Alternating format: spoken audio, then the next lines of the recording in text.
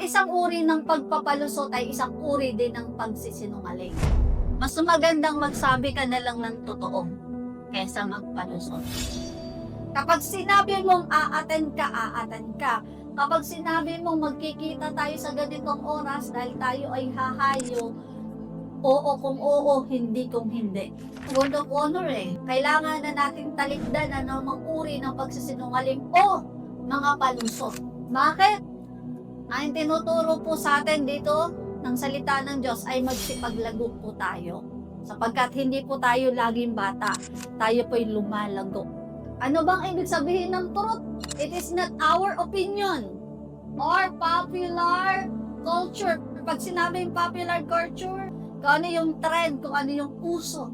Ginagawa ng marami, tama yun. Hindi ibig sabihin uso, ayun na ang totoo. It is the Word of God, the gospel of our salvation. What is the gospel? Anong ibig sabihin ng gospel? Good news. Anong ibig sabihin ng good news?